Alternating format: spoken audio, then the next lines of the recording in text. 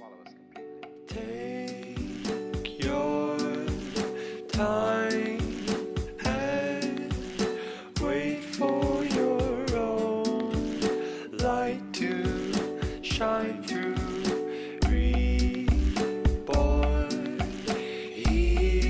All right, welcome to the Smallbrain Podcast, episode 2. The guest today is Mackenzie Gray of Sila Beats. So, Mackenzie, hi, how are you? I'm good. How you doing, man? All right, I'm fine. Just introduce yourself. So, what you're doing? Well, as you said, my name's Mackenzie. I'm living in Montreal. I produce music. Right now, I'm producing lo-fi beats and kind of like experimental lo-fi beats as my primary project. But otherwise, I mean, I have a studio here in Montreal, and I do audio engineering work for people and producing work for people, and pretty much any sort of audio work, I can possibly get my hands on, from mixing and mastering to even teaching lessons and helping people figure out what they need to do to express themselves clearly. All right, that's cool. So, do you have a few websites, SoundCloud, maybe that you can talk about, like social media presence, and where can we find you? Yeah, for sure.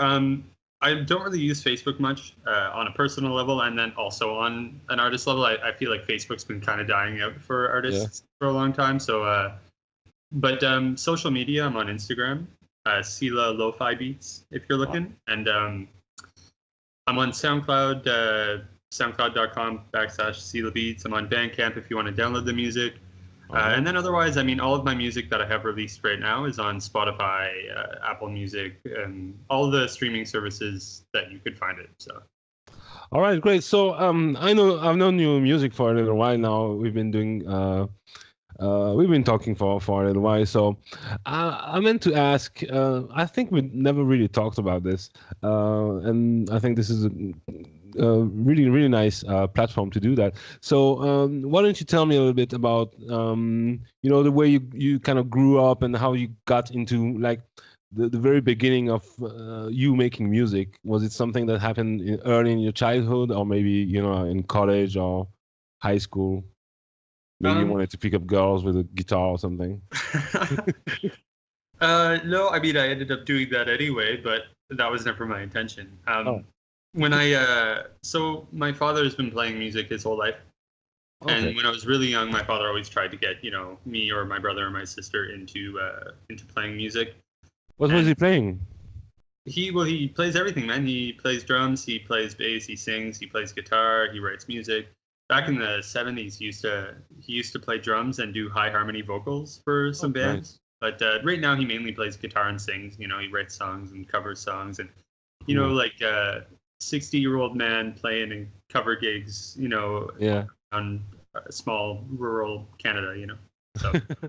Yeah, a lot of people do that, and that's fun, I guess. Yeah. But his intention really, because for him, music's always been a passion. So when me and my siblings were really young, he always. He wasn't pushy with it or anything, but he always encouraged, teaching us guitar or getting us into music or whatever. And we all kind of were like, nah, whatever. Me and my brother and my cousin used to play video games like all summer long, and didn't really want to do anything but that. So, but he joined a band at one point, and he got a drum kit, and my brother just picked that up immediately and became ridiculous at playing drums, like. Just like that, and then a couple years later, I was thinking about it, and I was thinking, well, my dad's really good at playing guitar and singing, and my brother's really good at drums, and they can play together. So why don't I play bass? And so I saved up my money, and I bought a bass. And that's kind of where I started with music. Was really just wanting to jam with my family. But I kind of was really slacking on bass for a little while, and then. My dad was one day like, hey, I'm playing this like little, I mean, I knew how to play, but I wasn't like, serious about it. But he was, he was playing a little house party gig, and he invited me and my cousin to come play with him.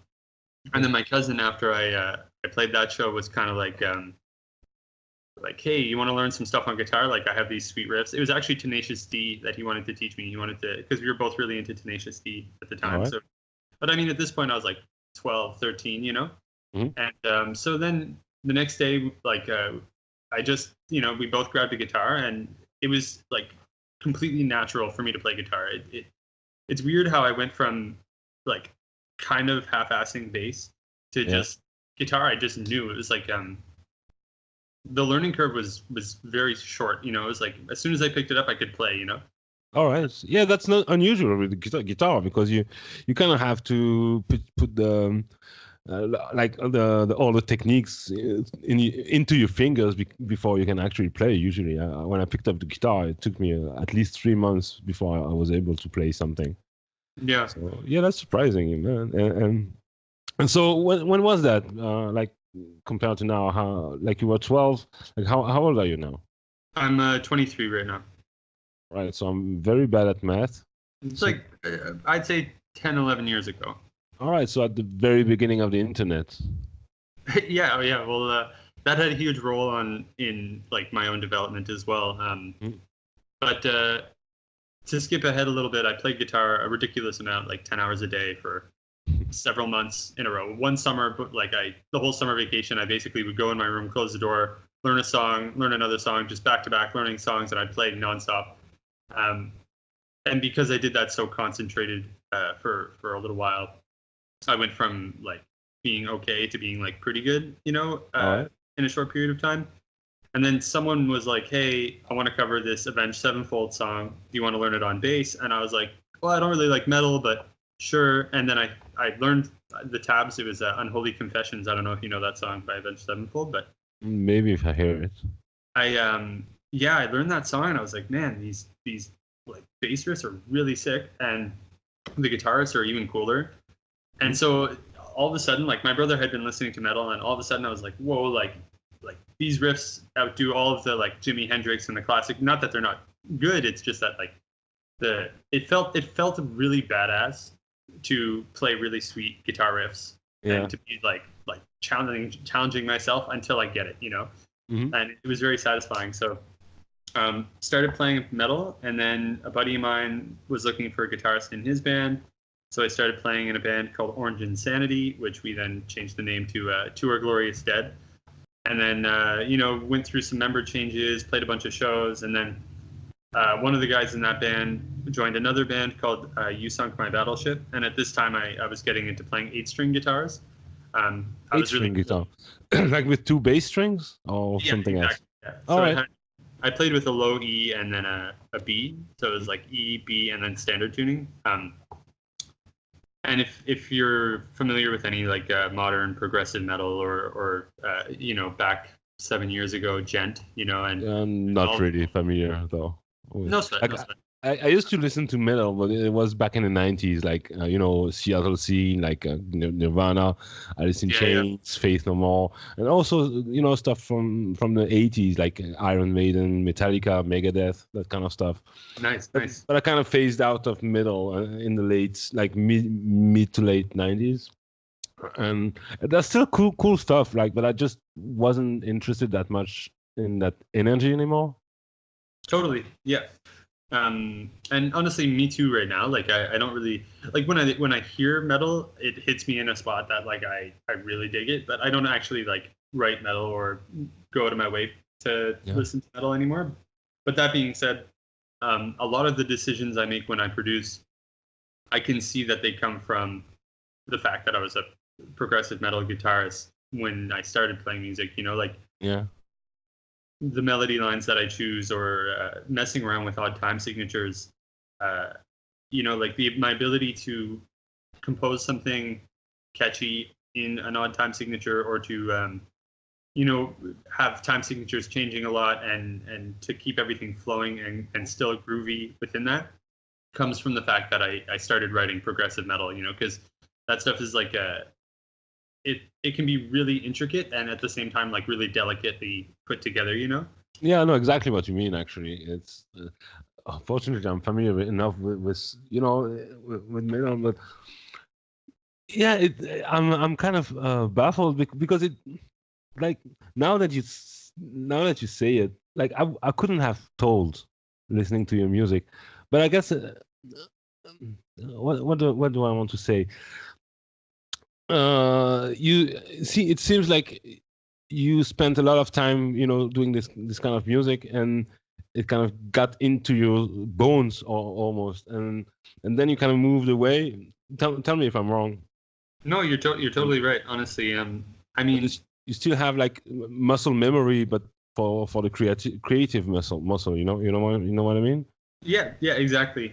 And I mean, at the end of the day, like I moved to Montreal. I'm from New Brunswick. Hmm. Um, but I moved to Montreal because I wanted to write metal in the first place. Okay. Because my band, we recorded, and then I wanted to learn how to record my music better, and I was writing a lot of metal. But then when I got here, man, like, and this is kind of something I felt for a while about, like, the progressive metal scene specifically, is there's a whole lot of like people showing off. I don't know if you've ever heard the expression pissing contest, but Yeah. it's not like everybody's having a pissing contest. It's just that, like, whatever 4 years ago, or I suppose 5 years ago now, when I moved here, I didn't want to have to, like, hustle nonstop at guitar to try and impress someone else. Like I wasn't really into that scene, and so there was a good year that I didn't touch the guitar, and for me, like coming up as a musician, well, guitar was my instrument. So I definitely had, an existential period of, like, what am I doing? I'm not playing guitar, And interestingly enough, that's when I got into producing as well. So to, like, kind of connect New Brunswick to now, I guess, a bit better, I moved to Montreal to study sound engineering at Recording Arts Canada, and I came here and I did that, and I was exposed to a lot of really good engineers and people that have really good connections in the scene. Like, one of my teachers was the head of or one of the founders of Indica Records. Her name's Kyria. Mm-hmm. And so she had a lot of really great insight into the industry as it is today, and she also helped build my perspective of what an A&R agent should be, and how to be able to be more conscious of what makes something good, And I know it's a subjective thing, but yeah, I wouldn't say so. Well, when it comes to making decisions, in regards to finding someone to put on a label, for example, like if you represent the label and you're trying to, I think that there's an essence or something, an isness in music, and we were kind of talking about this the other day, me, you, and Tommy. Yeah. And there's kind of some sort of isness within music that personally I feel, and I go, okay, yeah, that's good, and I think everybody has that with music, like their own personal edition of that. But anyway, the point is I definitely learned a lot when I was at REC is what I'm getting at. And then afterwards, finished school, kind of was like, okay, well, I guess I'll get a job now, because, like, what else can I do? And the thing is, like, when I moved here to study sound, I really wanted to, like, record my music really well, but I also wanted to, like, get a job doing audio work, because I would rather work doing audio than work some day job to pay the bills. And that's kind of why I studied sound instead of music as well, so I could record my music better, but also get a job in it. And turns out that the audio industry is incredibly hard to get a real stable job into. Not to mention the fact that the main jobs that are available are really, like, tech work, like being a stagehand or a roadie, or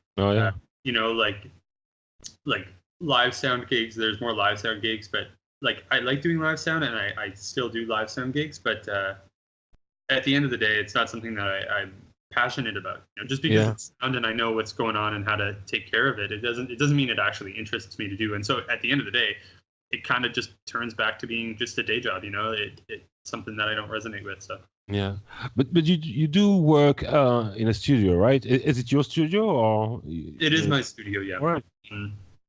So sorry, go ahead.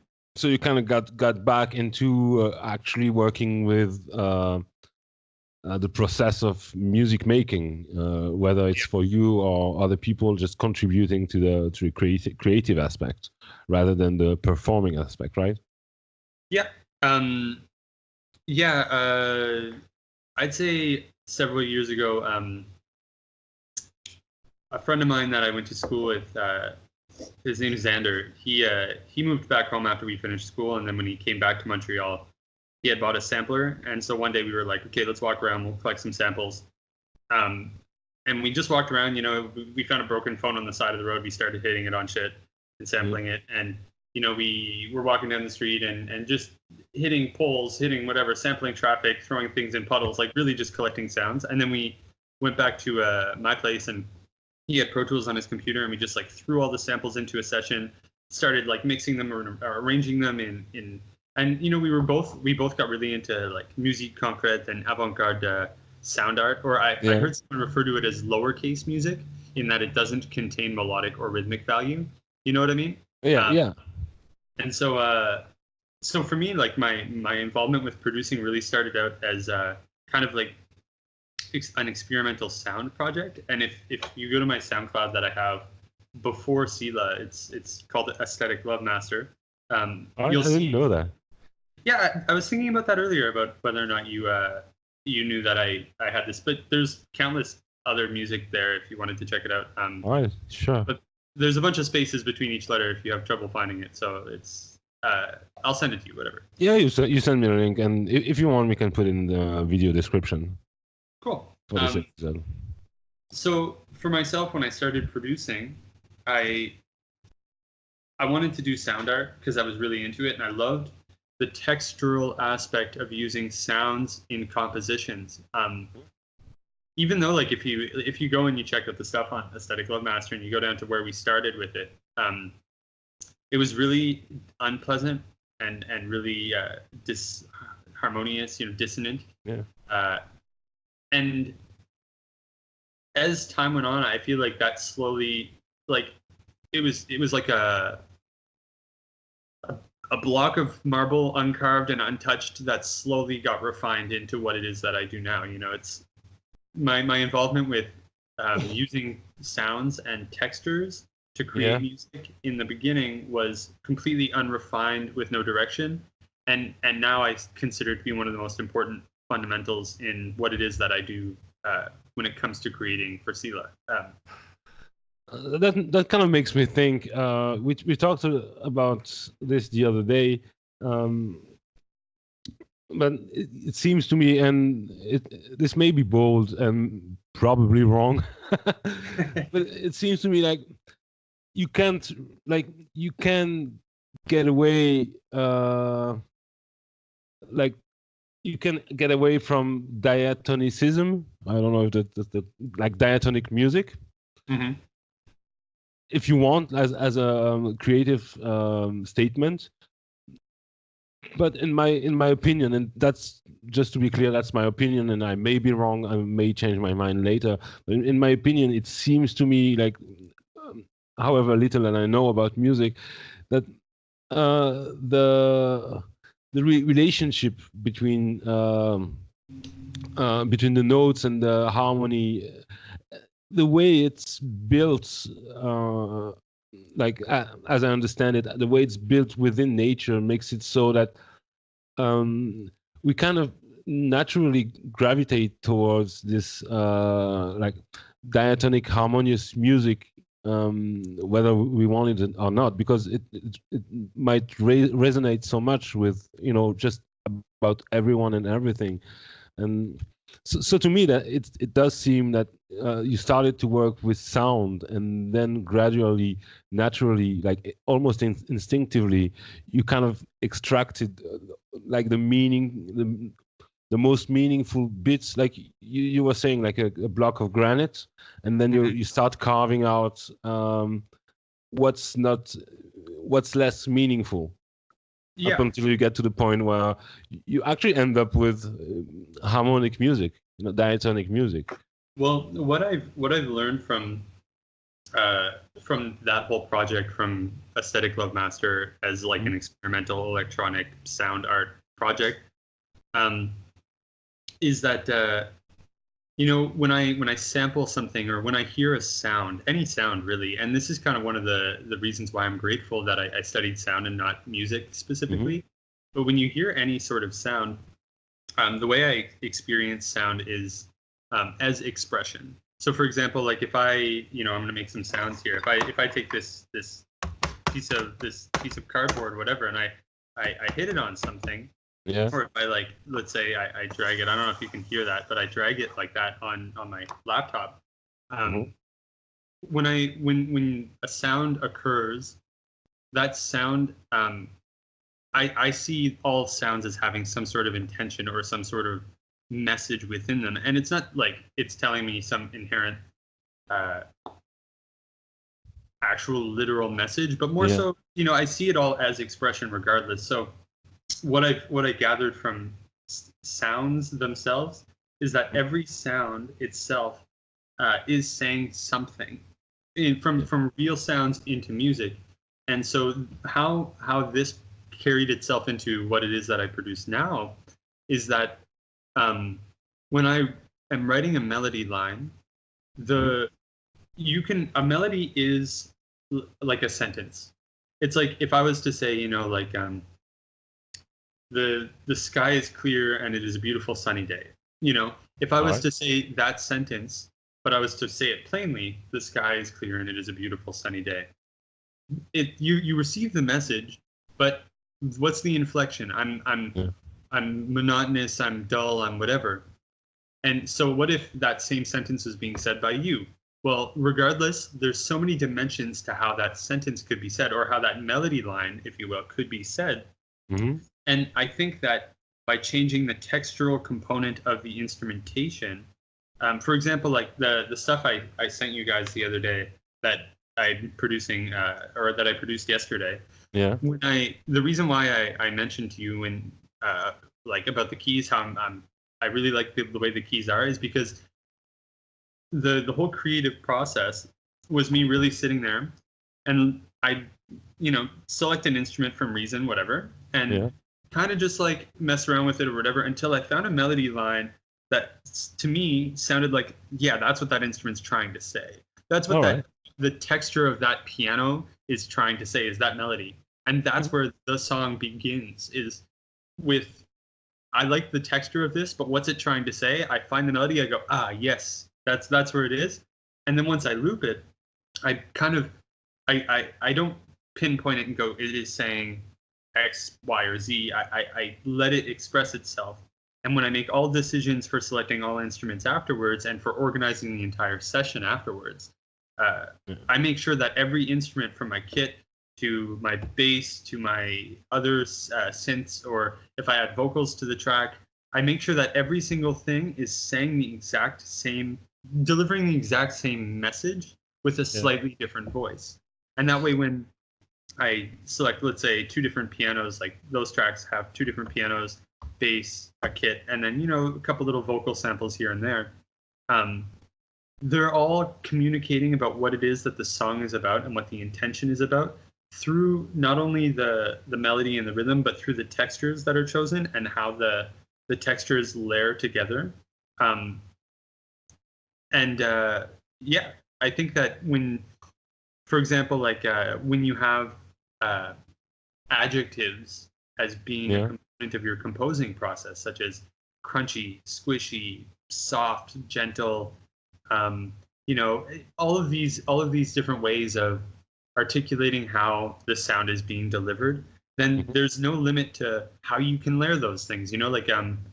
Like something you can have a really soft piano part, but like a nice, gentle but still growling kind of distorted bass behind it. And as long as those two things are both communicating the same thing, and the performance of this, like what would otherwise be harsh and growly and overpowering and not necessarily gentle piano part, but you can make those things work together by being a bit more gentle on the bass and allowing for that grit to come through, and that in a way kind of transforms the message of the piano into something else as well.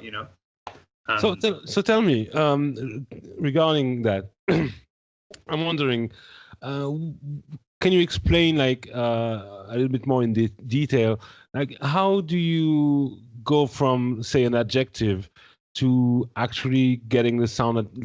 Do you work like a scientific approach, or you just try filters and EQ, and like how what's the process that allows you to actually achieve a result that you say, all right, that's what I wanted to say. I'm asking because like we probably have a lot of things in common, but this point is specifically is something that I don't really understand. Not that I don't disagree. I can appreciate the result and everything. And I realized when I asked you for the melody and stuff, it's not that it kind of felt out of line, because in a way it is, but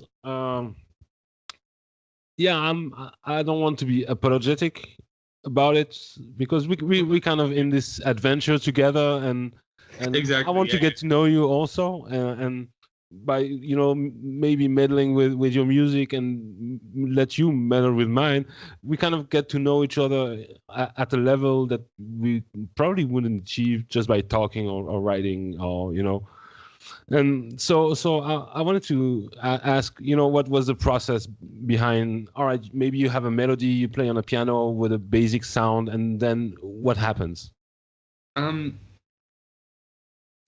Well, I mean, I see it as like myself, the way I experience it with creating anything at all is whether it's, I've been really into like drawing lately, and painting and carving, and obviously making lots of music. The way I see it is that I share a relationship with the thing that it is that I am doing.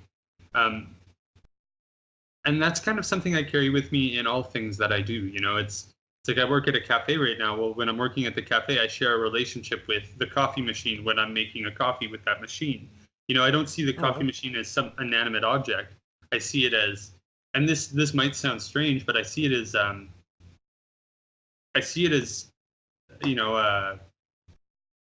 as real as I see anyone else. I don't know. It's not like I'm having a conversation with the coffee machine, more so as I'm experiencing there's an exchange of energy with this thing, and so I share a relationship with it.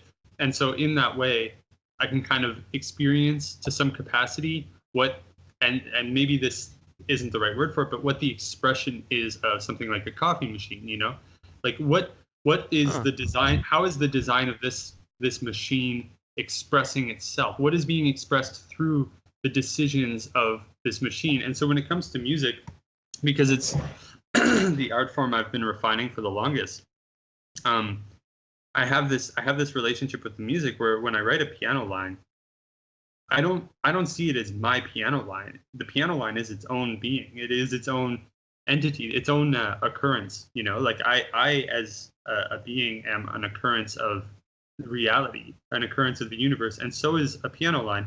And so when I write a piano line and I get it looped, the relationship I share with that piano line in that moment isn't anything beyond like, hey guy, what are you saying? And once I feel what it's saying, I go, okay, well, maybe you'll be friends with this kid, and I kind of, so I try to keep myself out of it as much as possible, and what I want out of it as much as possible. And I try to go like I am a conduit through which this piano line has come into reality. Now I'm going to be a conduit to help it express itself. I'm like a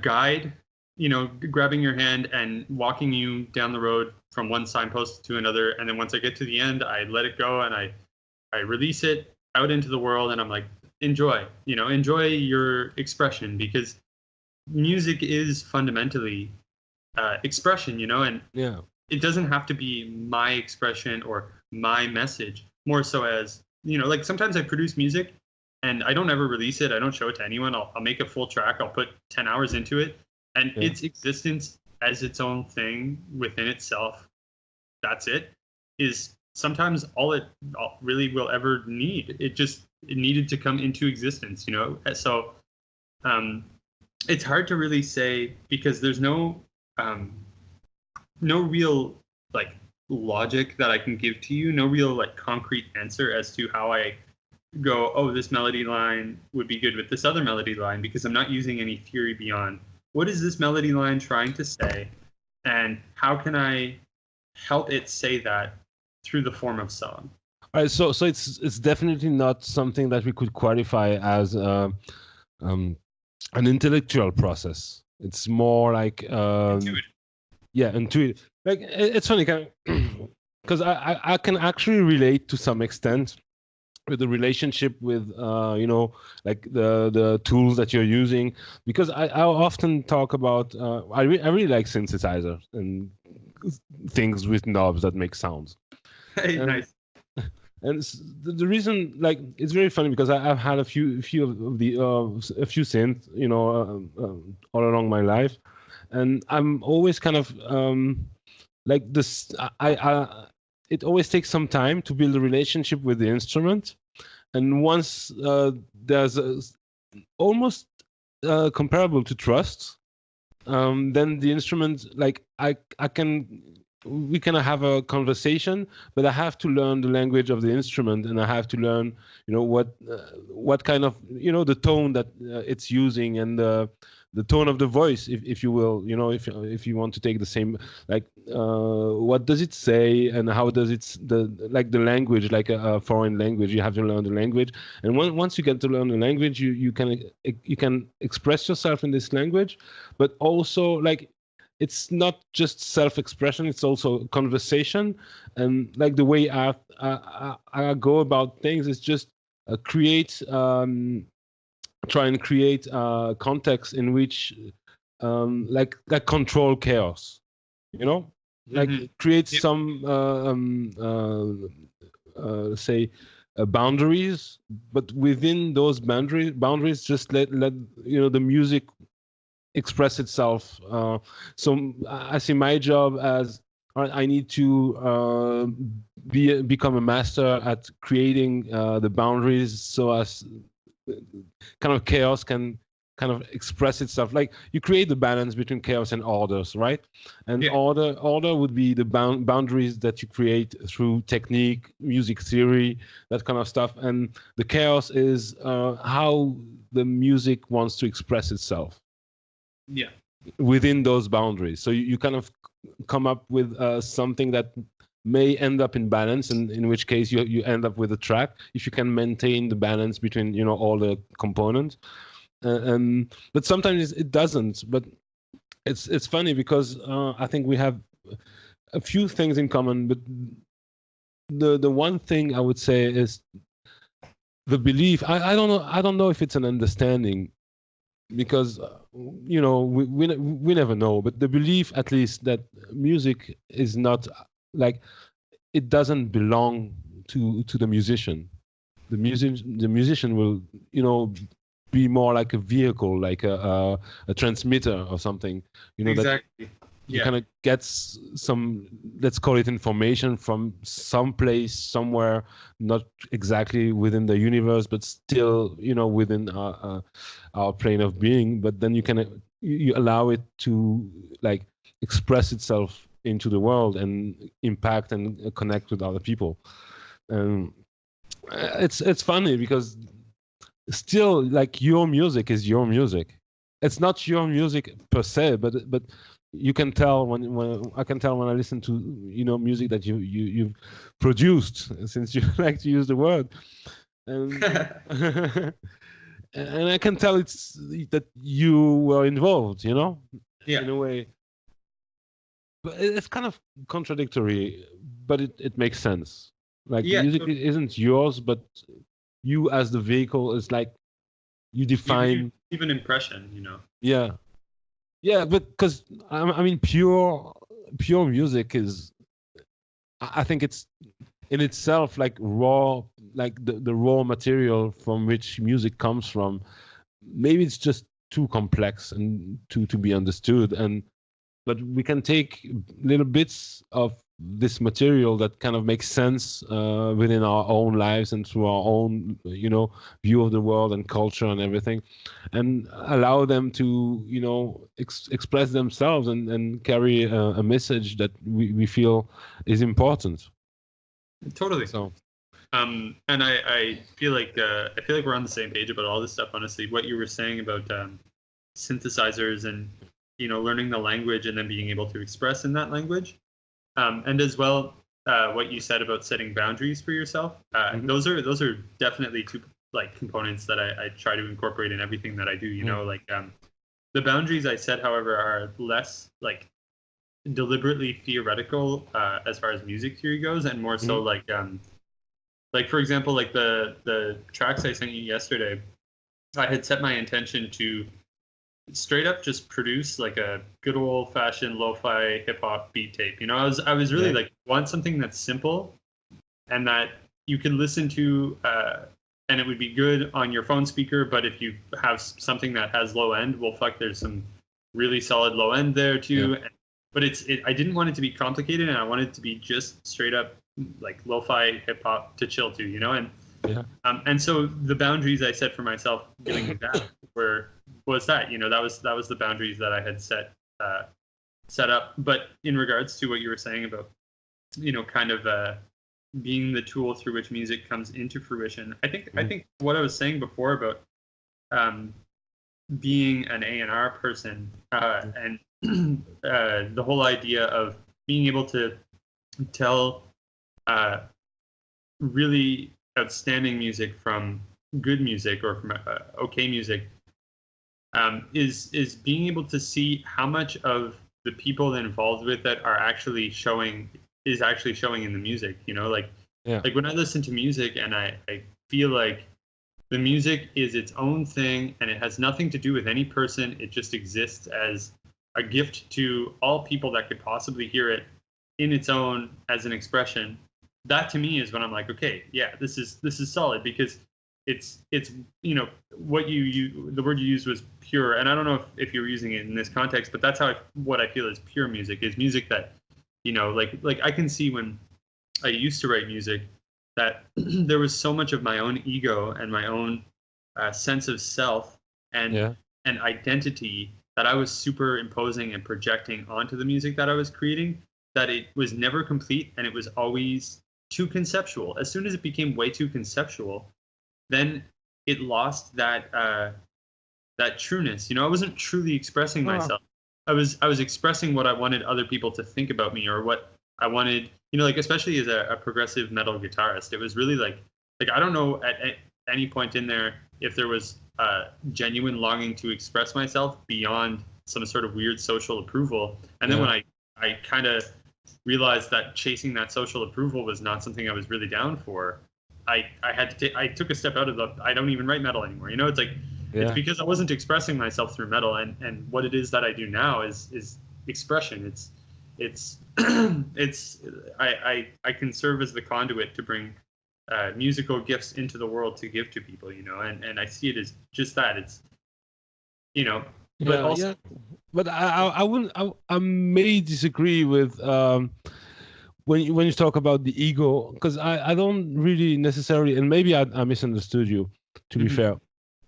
Like, of course, ego is a touchy topic especially when it comes to creativity and music, but it doesn't have to be a bad thing. Like, ego gets a bad rep in general. Like, we tend to assume ego is bad, but I think ego is like a sharp tool. If you misuse it, and maybe better like a dog. Like you get a puppy. And if you don't raise it properly, if you allow it to do whatever, or even a child, like you allow to do whatever it wants on the moment and be impulsive, and then it will grow up and and even gain the ability to destroy your life, and it will eat you alive if you let it grow. But if you kind of guide it, and you take care of it, and you make sure that it doesn't, go out of control, then it can become a source of, something very useful and helpful, that can actually allow you to push your own boundaries, and can become like a companion.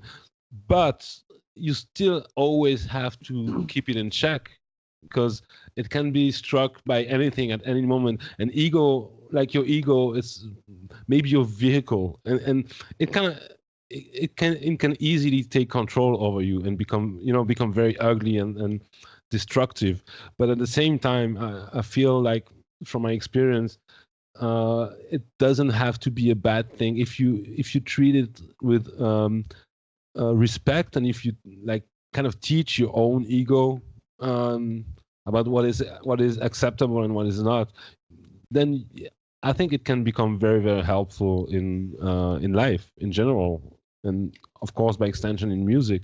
But it's a complicated issue, and maybe I misunderstood you. So Well, the I, it's super not that you misunderstood me at all, and I do agree with you, but also I've been practicing meditation for maybe 5 years now, and yeah, something that I've grown to learn about the ego and about the sense of self in that sense is that, and this kind of comes into play in the music that I create too. Like the whole project Sila is kind of founded around what I've learned from meditation, and that's that when we're brought into this world, when we are conceived and we are born into this world, we come into the world with nothing. We come into this world innocent and unconditioned, virgin. and when we come into this world, someone looks at us and says, that one's called Mark, that one's called Dave, that one's called Joanne, and so when we're born, we have hundreds of generations of human beings before us that have established this very specific perception of reality, and that's to kind of put things into boxes for convenience purposes. It's functional. Basically. It's functional, exactly, and it's useful and functional. But the reality is, you come into this life not as, I didn't come into this world as Mackenzie. I mean, my parents decided to call me Mackenzie last second. They were going to call me Satchel, and they decided, no, we'll call you Mackenzie instead. So any sort of identity that I might have with that name or with anything associated to that, well, I mean, fundamentally, it comes down to being subjective, because it was just as likely that I wasn't called Mackenzie and that I was called Satchel. You know what I'm saying? Yeah. So Yep. I see it as you come into this world with an empty suitcase, and every time you pick something up along the way to attach to your sense of self, whether it be from you experience something and you like it, and so you go, yeah, and you attach yourself to it. That's part of your identity now. And you experience something and you don't like it, and so you attach yourself to the dislike, and that's part of your identity now. It's like you're filling your suitcase full of stuff, but by the time you're 8 years old, 10 years old, all you've ever known is collect things and put them inside that suitcase. That's you. And you better make sure that no one comes near you and denies any of the shit in that suitcase, because someone comes up to you and says, hey, no, you're not a guitarist, which is something that I might have identified with early in my life. Well, the fact that I'm attached to this thing that I've attached to myself causes me suffering. I experience this dis-ease with the circumstance. You know what I'm saying? Yeah, So, but if I can interject. Sure, yeah. So the thing, I completely agree with what you're saying, and I think it holds a lot of truth. However, like the suitcase is something that everybody has, and it's part of the game that we're playing, like the game of life. It's part, like having this suitcase and choosing what to fill it with and what to do with it. It's part of it's part of the rules of the game. So everybody has it. So I feel like, all right, you can say I'm not this suitcase. I'm something that's beyond, and that's very true. We are not our suitcase, if you want to use that metaphor. But in order to, like, as we live within the world and we live within society, we kind of we are kind of bound by these rules to some extent. but then we can choose whether or not we I, I'm not a big fan of the suitcase thing, actually, because a suitcase is not that useful. It doesn't, it helps you carry things, but the more things you carry, the heavier it gets. And I think it can be very helpful, because in identifying yourself to a few things is a great way, in my opinion, to kind of try. I'm not saying decide for sure and definitely, but try to figure out, and try to define, with in a useful way, who you are beyond the whatever's in this box. But sometimes you put things in that box and you identify with them, and maybe you shouldn't, and you also have to kind of recognize what can be useful and what can be harmful, what you put in this box. And the thing is, you cannot, it shouldn't, I don't think one really should throw the box away unless you really decide to live somewhere alone in the woods, and that's fine. That's fine. But the thing is with the ego, because I want to go back on calling it the ego, it's something that has to be addressed, like especially the ways it can be bad. Because if you kind of just try to remove yourself from your ego altogether, you will allow it to kind of grow unattended. You know what I mean? Yeah. And there's some energy within the ego that you can use, but if you don't learn how to use it, it can hurt you. Absolutely. It's like a knife or a car or something that can be useful but also harmful, or a gun. I don't know. I haven't thought about guns or anything. But it's something that if you don't learn and familiarize yourself with, it can take you by surprise and really, really mess up your life. So yeah, I don't know, ultimately, well, I agree with you, for sure. Honestly, I completely agree with you. I think that there's two different ways of perceiving this ego thing, and one of them is that it totally does have a function. And from the perspective of perceiving it from your own ego, you are not your ego, though.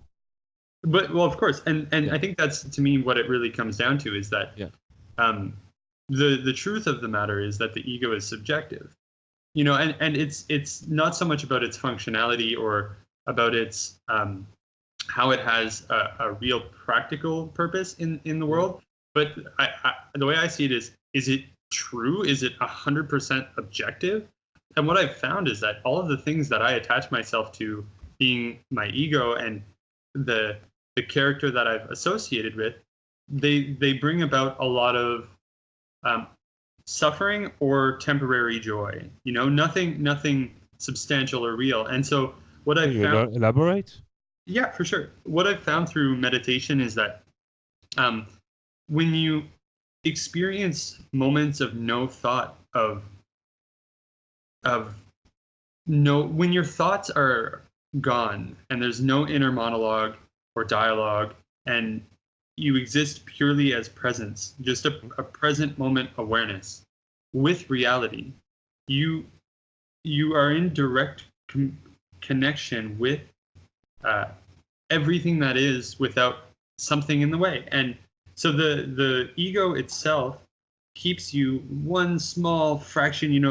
I read it in a book. They said it was 1/10 of a millimeter between heaven and hell. And in that, the subjective discernments of the mind and of the ego create all of the suffering that we experience, whereas the direct present moment connection with reality is our true sense of self as this occurring phenomenon in the universe. And when you're existing from that place, the veil is taken off, and you see that life itself, existence itself, is this miraculous happening. And so the experience you get from that position is of liberation. And I've been super into like Eastern religions and philosophies, and have been, like reading just different books on this subject and listening to lectures and all that stuff and whatever.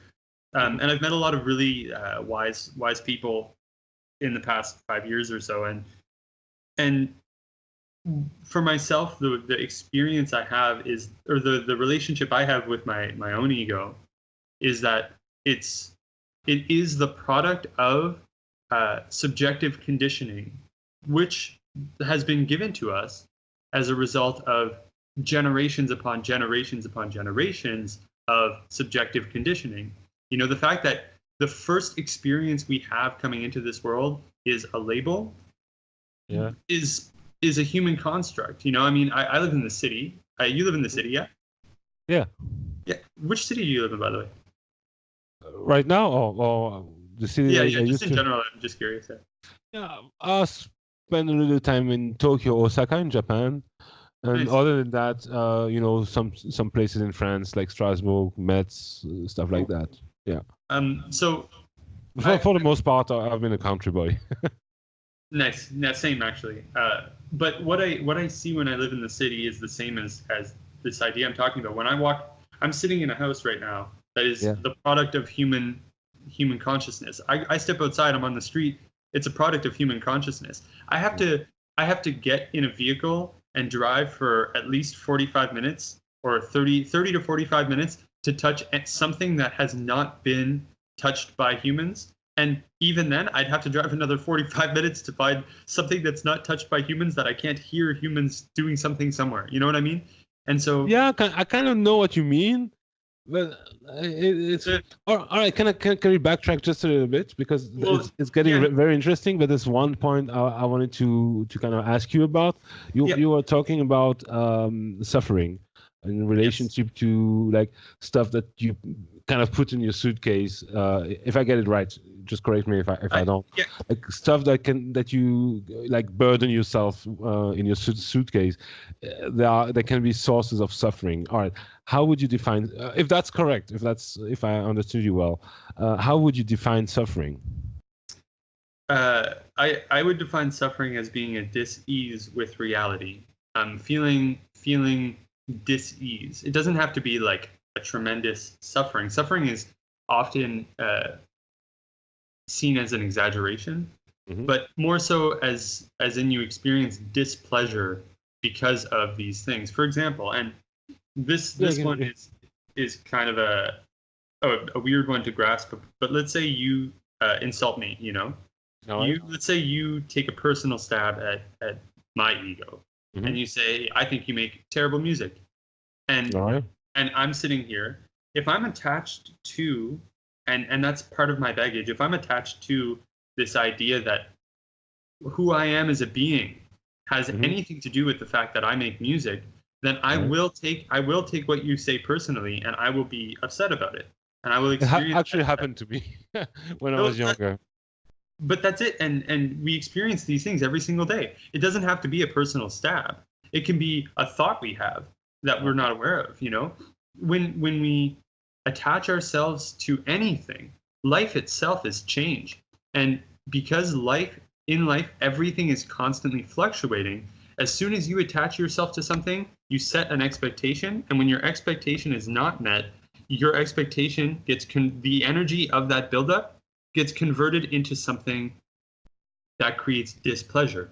And if you have an expectation and your expectation is met, you have this sense of joy and satisfaction, which is also temporary, but it's the other side of the coin of the suffering that you would have experienced if your expectation was not met. And the whole idea that I'm getting at here is that there is a way of perceiving reality and existing in harmony with reality through which that sense of discernment no longer exists. And it's hilarious, dude. I catch myself so many times, like someone will do something deliberately to try and hurt me, or like I'll be in a situation like before I went traveling to Jordan for a month and a half, and before I left, my laptop broke, my laptop charger broke, like my laptop crashed, I lost all my programs, my phone fell in the toilet, my phone charger broke, it was like my sound card broke, everything was breaking around me. I swear, man, I was laughing. I was literally like, I burst out into hysterical laughter because I was like, even though music and my computer and how I make music through my computer is something that I love to do, even though there was potential that I would have to start all over again, it didn't even matter to me, man, because honestly, at the end of the day, it's like c'est la vie, you know. It's that's life.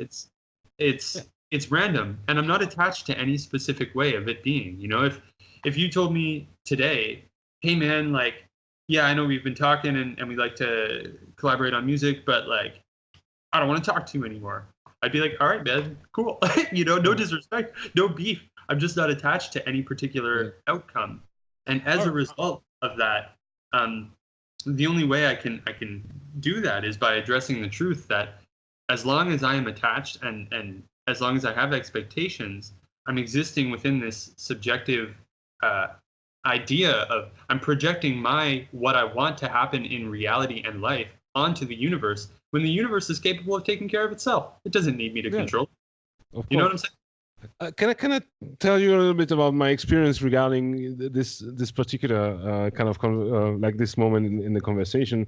Yes, because absolutely. actually I would agree with your premise that you know, when you identify with something that you define yourself with, and someone kind of attacks you, it causes suffering, and it actually happened to me, and it did happen to me for music. It also happened to me, for example, when it comes to because I'm a person of color, and when it comes to racism, and like it was weird because what actually, like, now with some perspective and a lot of time, and I've learned to deal with these things, and the way the problem was actually when someone would criticize my music, or maybe criticize me for being a person of color, say, all right, you're a person of color, so you know, I'm simplifying, you're not a bad, you're not a good person.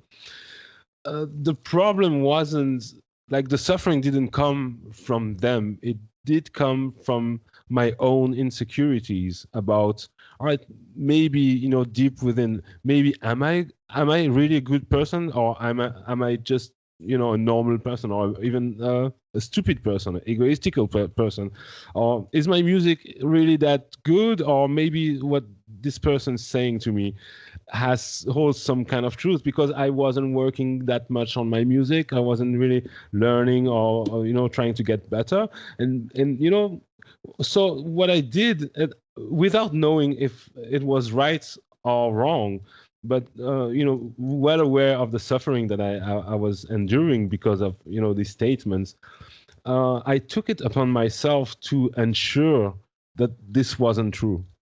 You know, as a person, as an individual, like, I was really a firm believer. I'm not that much anymore, but that's another conversation. But I was really a firm believer that, you know, most white people would be racist because they couldn't possibly experience what a person of color can live on a day-to-day basis, the prejudice and stuff like that. And it does hold some truth, you know, to some extent. But the thing was, I needed to realize, for example, if I made made my best to become the best possible person. So not just be nice with people, but make sure to be, you know, extra nice and really helpful, as helpful as I can. Like, really trying to do the effort to become a better person, and also, for example, make better music. So then I would realize that whoever would tell me that I'm a bad person because of this, of that, or my music is bad, I would know for sure that they would be wrong. And so that gave me the ability to really like improve myself and make sure that I was the best person that I could. And I couldn't be sure right now 100% that I'm the best person, but I know that I'm trying, because it's difficult. Sometimes it's very difficult to try and be nice when other people aren't, you know, and to try to remain calm and not give in to the provocation and stuff like that. But without this suffering, I would probably never had the opportunity to really question myself and ask myself, all right, am I really a good person, or maybe something in what that person is saying to me that hurts me? like whatever hurts me, it's maybe a little tiny part of reality, and I wouldn't be able to know because I didn't explore myself enough at the time, and I didn't really ensure that I was a good person or a good musician.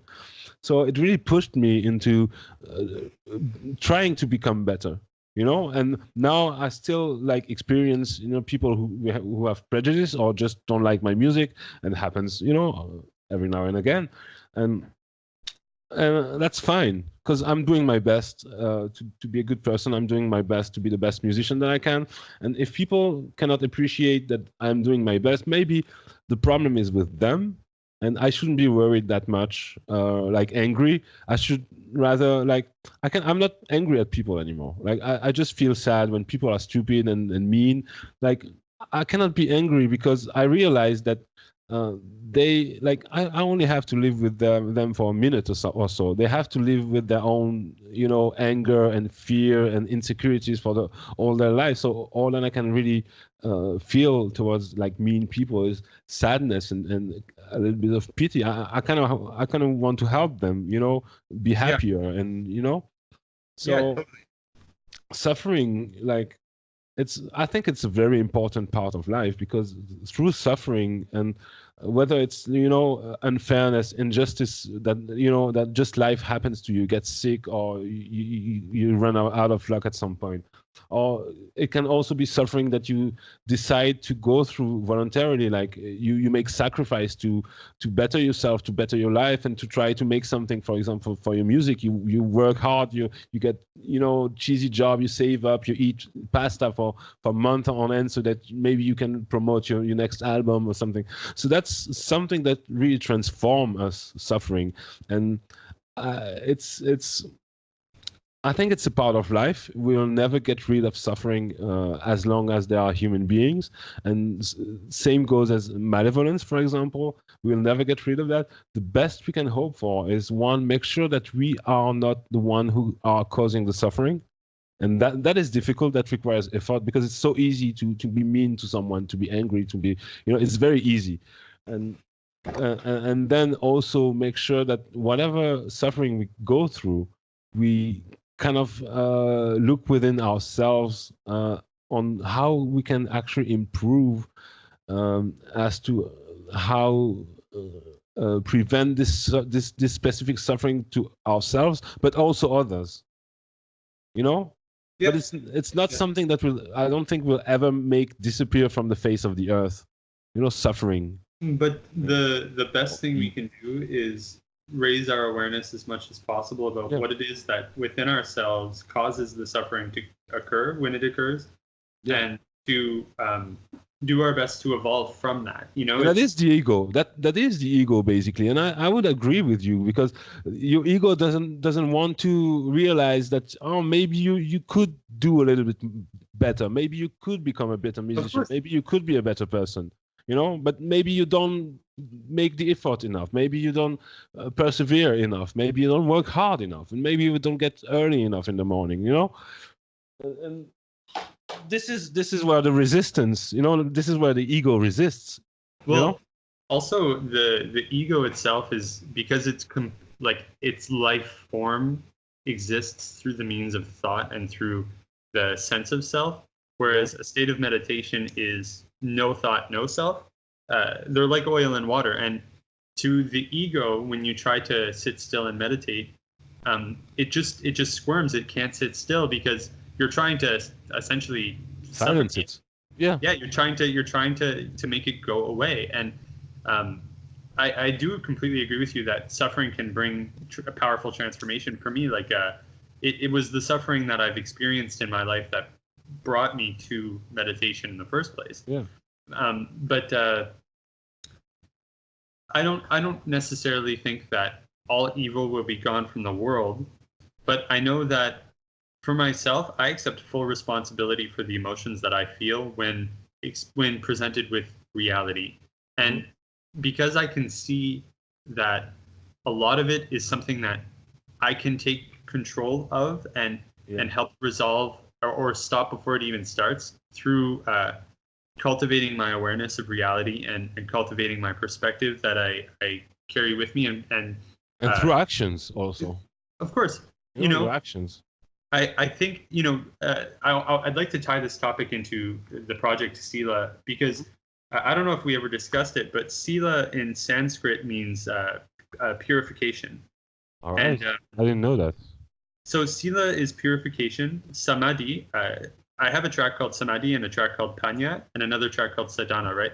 Mm-hmm. And so Sila, Samadhi, and Panya is sadhana. Now, Sila is purification, Samadhi is concentration or meditation, if you will, and Panya is wisdom. And so sadhana is this spiritual practice. Now, you with Samadhi, with concentration and meditation, or to put it in the simplest terms, being here now. It's when you're here now with reality, you can see through that veil of what your ego constructs, and through that glimpse through the veil, you receive panya, you acquire wisdom, and then with the wisdom that you acquire within yourself, you transform yourself, and so you experience sila, and sila is this act of purifying, which is another way. I know to say, exactly what you mean. That's weird. I know exactly what you mean, but I never meditate.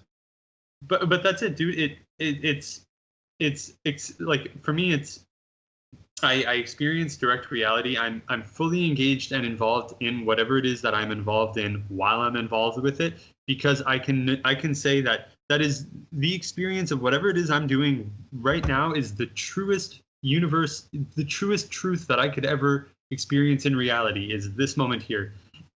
Can I make a statement? You tell me if you agree or not. Sure. The universe is perfect. Absolutely. Right. I know. So, and I'd like to set that aside as a little note so I can finish this little thing and then kind of connect it to that. Yeah, sure. Go ahead. What I've found practicing sadhana is that it's not immediate. I've been practicing meditation for 5 years, and I still get frustrated sometimes at things. But man, like where I was at 5 years ago and where I'm at now, and the transformation that has occurred, not only in my own life, but like how I carry that into all of my interactions. I work customer service right now. Yeah. I interact with 100+ people in a day, and I have this opportunity to give energy to 100+ people. And so the balance that I hold within myself and the presence that I give to them in those moments, in those conversations, has a transformative property. Yeah. In that, for me, I'm in a state of peace. I'm in a state of liberation from the sufferings that could go on around me or that could go on within me.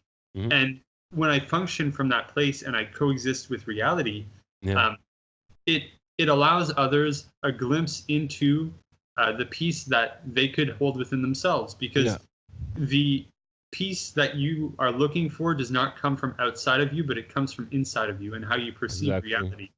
So how this ties in with this Sila project is that, for me, Sila beats is purification beats. The music that I make exists as a means to help others find peace within themselves, as a means to liberate themselves from the suffering. And if you go back and you check out all of the music I've released, straight up, up until now, that's what it's there for, man. Like all of the lyrics I've sang, all of the samples I've chosen in the songs. And for me, when I create the music, and we were talking about the other day with Tommy, we were talking about a flow state and that state of surrender. Well, for me, that's it's all synonymous for meditation. I'm in the stream of change. I'm in the stream of life. The music flows through me. And because the music is coming from that place and not as a projection of what Mackenzie Gray and his attachments and identity want in music, the music itself comes through as a product of meditation or just beingness with reality. And then when I sample Alan Watts, or I'll sample Eckhart Tolle, or I'll sample like Osho, when I sample these dudes, the only reason I'm using any samples at all is because they articulate this reality so perfectly, and they do, right? In The Dusk and the Dew, I sampled Alan Watts, and the sample he says is, if you go into a stream and the stream is total chaos, but you are at peace with the chaos, you are still in the chaos, there is no chaos. It is stillness, and you are at rest. But if you go into the stream and it's chaos and you resist it, well, then it's chaos. And so as long as you're floating down the stream and not resisting it, there is no chaos. So in reality, the experiences you have are, on one level of experience, total chaos. Some days can seem like a total mess. And on another plane of perception, it is also completely harmonious, which ties into what you're saying about the universe being perfect. I read this really great university. It's a terrifying thought, though. Because from the perspective of a human being, you have war, you have suffering, you have malevolence, you have all these things that, by all accounts, are wrong in the world. Of course. But at the same time, I think it came as a revelation for me. It was really a transformative moment. The realization that everything actually happens for a reason. And for the most part, we will never understand the reason, and it's beyond our understanding, and it's not ours to ever be able to understand.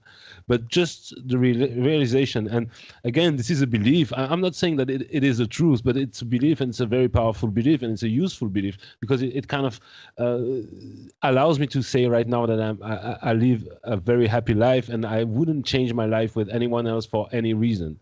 I feel like I'm perfectly where I'm supposed to be, even though I experience suffering, even though I experience hardships and whatnot. And, by all accounts, like everyone else, like it's the same game for everyone. Like, this is the part of the game. And we have it good, actually. I'm part of the privileged class. I'm part of people who are allowed to have ambition and, expectation for my own life. And that's something that's easy to forget when you focus on, this is wrong with my life. I wish I would have more, because other people may have more, and you become envious, and you don't really realize that they have their own hardship, they have their own, demons to contend with, and for everyone it's difficult, at many different degrees. And of course, people live in war zones and stuff like that. And man, I just feel for them, because some people, like most people in the world, will never have, opportunities like we do. Like most people in the world, I don't even know if they have like internet and stuff that we take for granted right now. And it's a game changer. But some people just are wondering what they're gonna eat, tonight, and if they're gonna be alive next week. And it's cliche to say that. And I realize that, but it's also so true. Just to be grateful for whatever it is that you have right now, just a roof over your head, internet access, food on the table, and good friends, good conversation, the ability to create music and to put it out there, and that's precious. And I kind of lost my train of thought. Hey, it's cool. I can pick up the train if you want. Yeah. All right.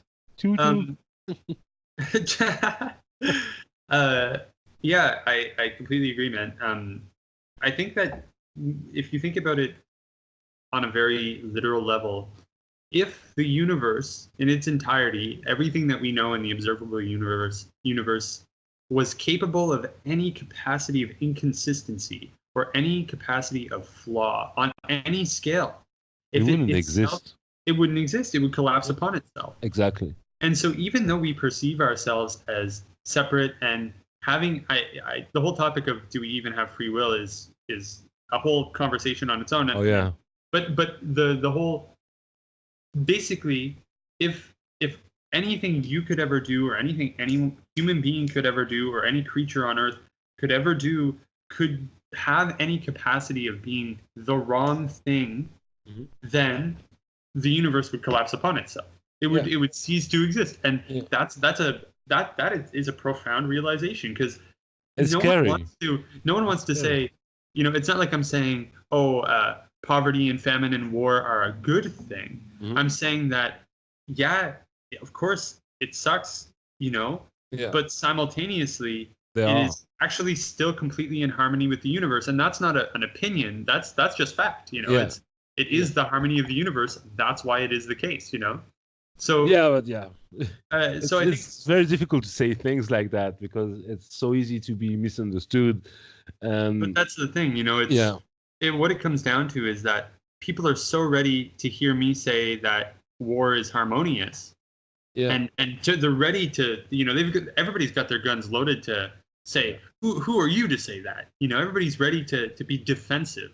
And to be fair, maybe we don't know a thing about life, and we're wrong on everything, which is the most likely, to be honest. Totally. You know, but at least it's a functional way. It's a functional perspective that maybe sometimes prevents you from, you know, getting stuck, you know, in a mind state where you just become negative and you become resentful, and it allows, at least for me, it allows me to focus on, all right, what can I do right now, you know, with my hands, and I can do music, and I can connect with people, you know, maybe what can I do as a plan for tomorrow, or I can focus on something that I can do, rather than something that happens somewhere else in the world I cannot do anything about right now. But maybe just maybe, you know, if I'm lucky, and if I work hard enough on, you know, despite the unfairness of life, and despite all the sorry, I'm gonna swear, the shit that may happen in my life, and that would try to prevent me from getting to a place where maybe someday I get into a place where I can have a little impact. You know, that's all I can hope for, and have maybe change something, maybe, you know, improve upon something that I find bad. But right now, you know, I can do music, I can talk to people, I can, you know, make maybe a business plan and hope and dream, but that's about it. And once, like, as long as I haven't put myself in a position to actually make change myself, like, I can, you know, scream to people and yell, "Oh, you're doing the wrong thing," and it wouldn't change a thing. It wouldn't change them, you know. Yeah. Maybe I can try and inspire. Maybe I can try and, you know, show an example. And you know, it's and that's what we're trying to do, basically. You know, like us together, like Smallbrain, Meta Melody, and UI, Clayton, Tommy. That's we feel that we have this kind of connection to music, each their own, you know, but we all feel it's very deep and it's very important, and we decide that together we are gonna give it our best shot, and that's good. You know, I think it can make a difference. For sure. Whatever that means, you know?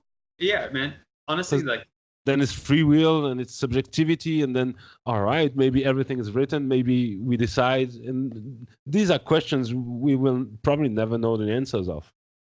Yeah. You can only assume, you know, and theorize, and maybe nothing makes sense at all. Maybe we just a pure luck, blind luck of nature, and one day everything will be gone, and that's it. You know, I don't know.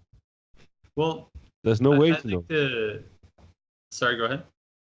Yeah. No, I was on. Sorry. No sweat. I like to think that, you know, like, for me, music, when I started making music, it was because I liked to make music.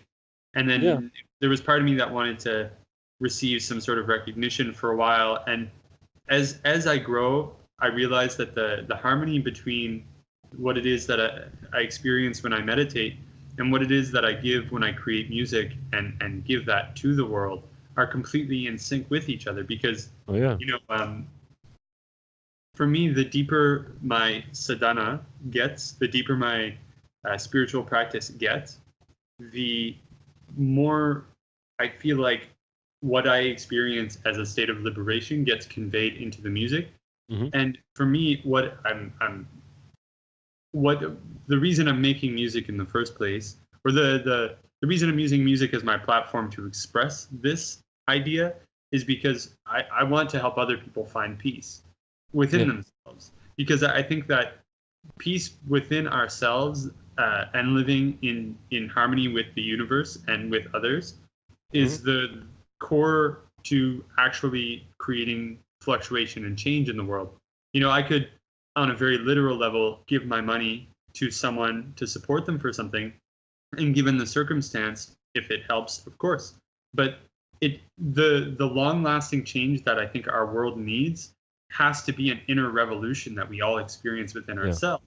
And I'm not saying that everybody's going to change. I'm saying that I will continue to deepen my own meditation and my experience with reality, and do my best to try and convey that through music to create an inner revolution within anybody that can listen to it.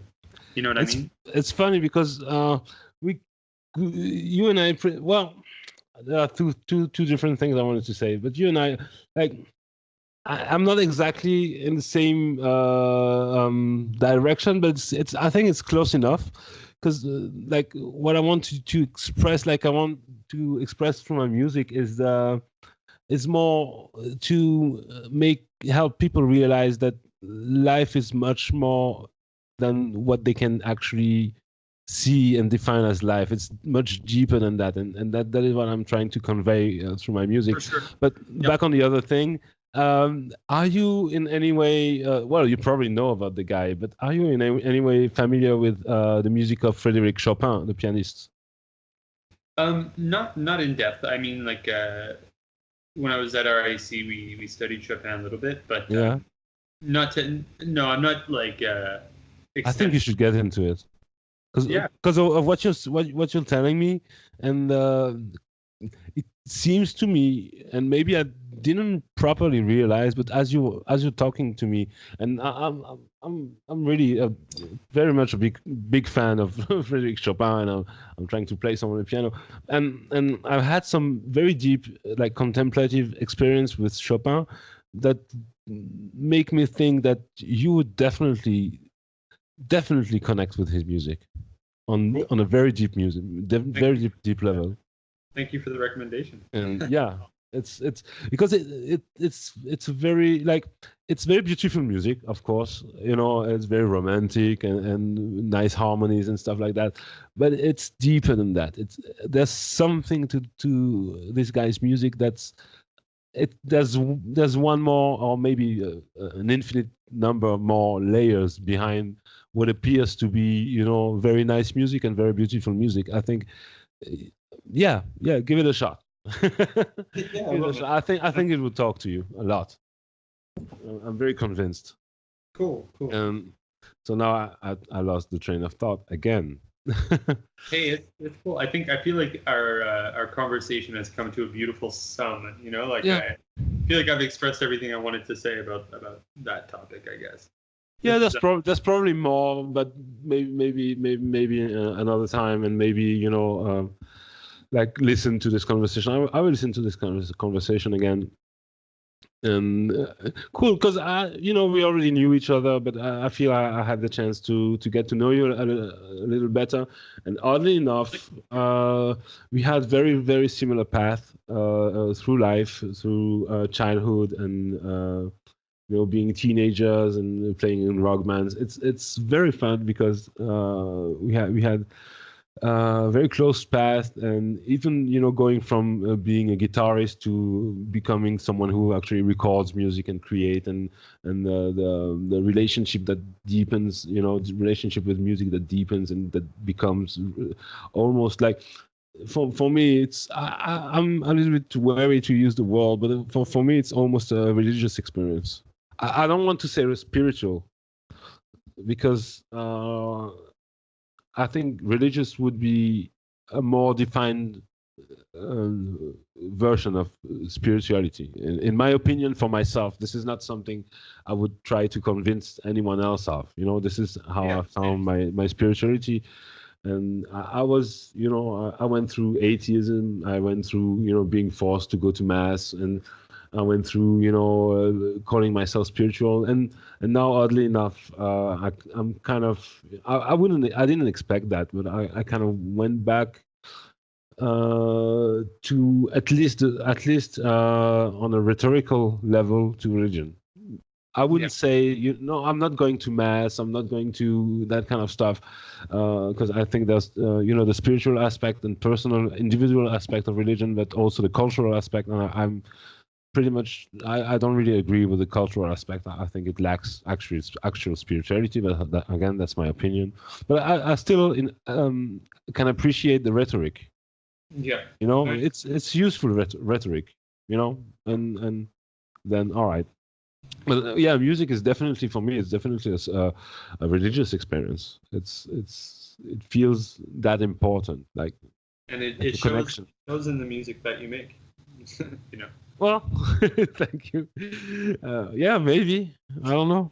But that's it. You know, it's like when I listen to your music, that's that thing I was talking about earlier. That's how I feel about it. You know, I feel like you're having a religious experience with the music that you make. Well, You know, that's what's cool is you can tell when someone is really like with the music when they're making the music. You know, you're really with it when you're making it. You're not elsewhere. You know. Yeah. But yeah, to get back quickly on the suitcase metaphor and the ego, Nice. I don't know if I'm comfortable as calling myself a Christian, for example. You know, Yeah. putting that label in my suitcase. You know, I mean, a person could call me that. You know, I guess, but I wouldn't deny it. But I wouldn't call myself a Christian. I wouldn't call myself properly religious because it has that cultural attachment. You know, like, all right, you're a Christian, so you go to mass and you celebrate Christmas, and you know, and that's not spirituality to me. That's not like, you know, the prayers. You have to live the prayers. You don't have to say them 3 times a day. You have to actually, you know, like, forgive people. You have to actually be a good person. Saying it is not enough. You know, it's very useful. It can be useful to some people, but you have to live it, and that's much harder. You know. Yeah.